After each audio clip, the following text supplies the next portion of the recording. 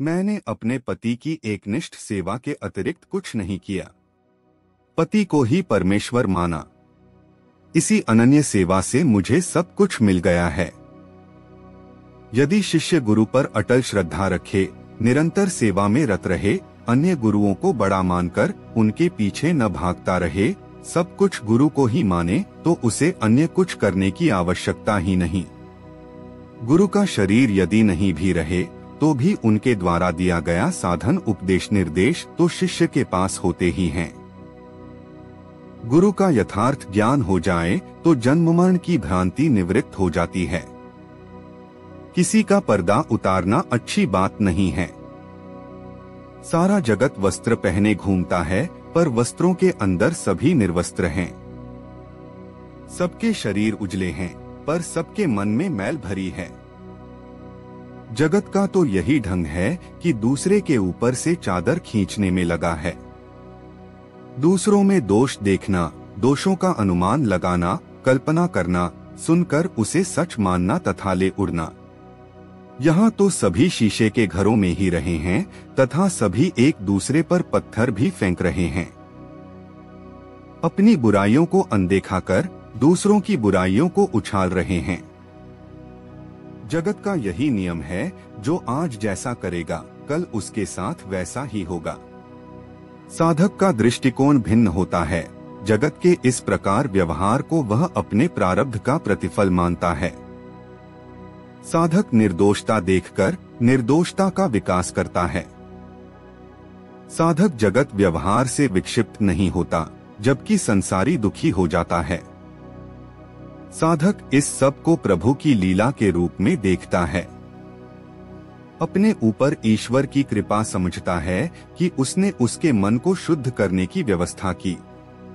सुख या दुख प्रभु कृपा के अतिरिक्त कुछ देखता ही नहीं। माया का यही कार्य है, लोगों को भ्रमित करना, उनसे अत्याचार कराना तथा इस प्रकार भक्तों के चित्त को शुद्ध करना।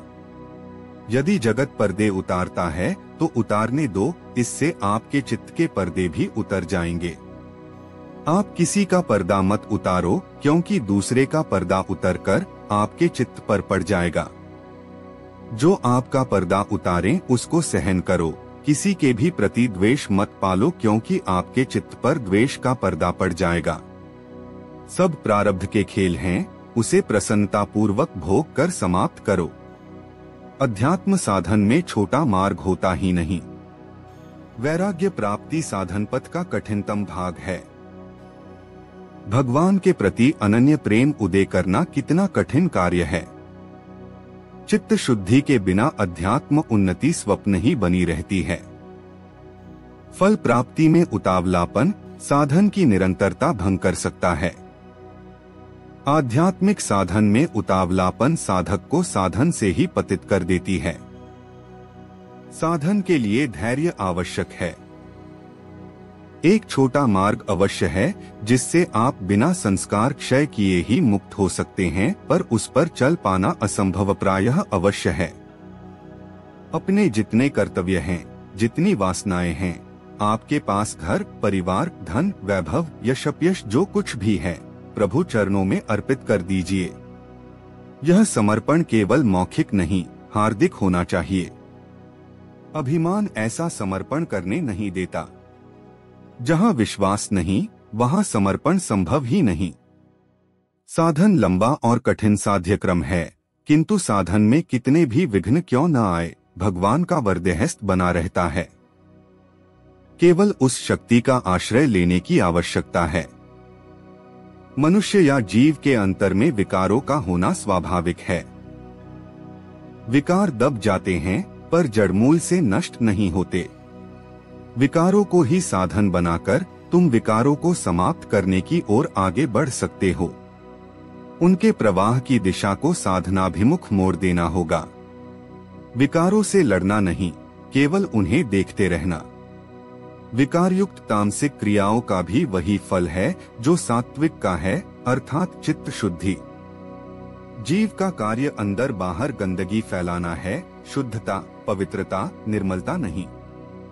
यह गुण आत्म तत्व के हैं, उसी के निर्मल प्रकाश में शुद्धिकरण का निर्मल कार्य संपन्न हो सकता है। अपने अहम को एक ओर खड़ा कर दो, केवल देखने के लिए। चैतन्य को यह कार्य करने दो। शंकाएं मन में अंदर ही अंदर पनपती रहती हैं तथा एक दिन साधन को भी चौपट कर देती हैं। विकारों से युद्ध करना शक्ति तथा समय का अपव्यय है। जितना दबाओगे उतने ही विकार अधिक उछलेंगे। विकारों के वेग को सहन करो, उनके प्रति समर्पण नहीं।